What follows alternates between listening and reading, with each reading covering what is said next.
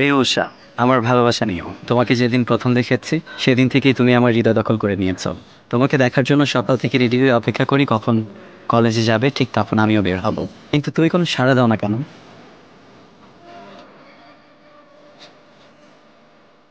তুমি যখন আমার দিকে তাকিয়ে মিষ্টি করে হাসো, বিশ্বাস করো, আমি তখন জাস্ট খুন হয়ে যাই। আমার হৃদয় তখন উথাল পাতাল ঢেউ খেলতে থাকে। আমি তোমাকে আমার জীবনের চেয়েও বেশি ভালোবাসি। তোমার উত্তরের অপেক্ষায় রইলাম।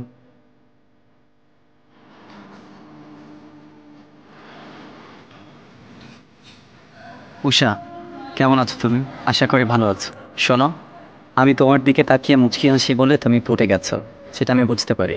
আচ্ছা, তোমার নাকটা এমন বাঁকা কেন? চোখটাও কেমন টেনা টেনা লাগে, আর আমাকে নিয়ে স্বপ্ন দেখাও বাদ দাও। ঋষা, কেমন আছো তুমি? আমি ভালো আছি। আপনি কেমন আছেন?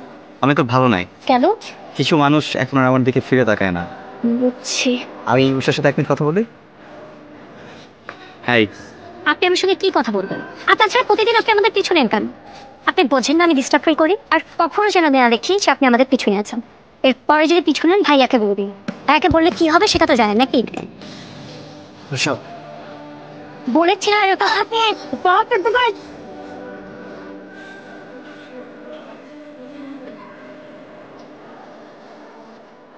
আপু, তোর সাথে একটু কথা আছে বুঝলি?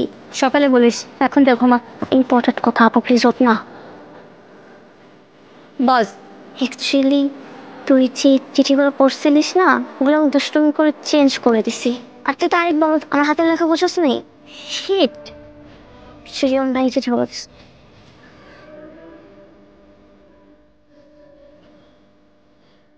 আপনার সাথে কিছু কথা আছে আমার নেই। প্লিজ। কেন? আবার মার খাওয়াবেন? আসলে অনেক বড় একটা গোলমাল হয়ে গেছে। আপনি যে চিঠিগুলো আমাকে দিয়েছেন, আমি চিঠিগুলো পাই নাই। আমার বোন নিশা, ও আপনার চিঠিগুলো চেঞ্জ করে উল্টা পাল্টা লিখে দিয়েছে। আপনার যদি বিশ্বাস না হয় দেখেন।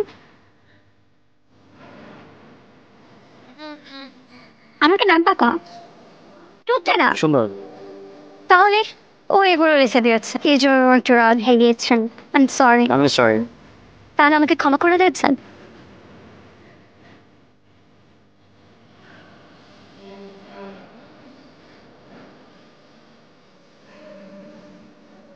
তুই কয়বার চেষ্টার পাস্তাই কাইসকার মধ্যে তুই বাসা ছাড়বি, নাহলে তোর পপ ভাতর নাইতে পপ।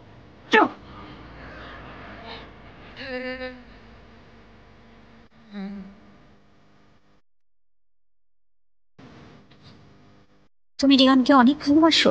সত্য করে বলো। সারা জীবন আফসোস করতে হবে যেমন আমি করছি? আমি চাই না আমার মতো তোমার জীবন হোক।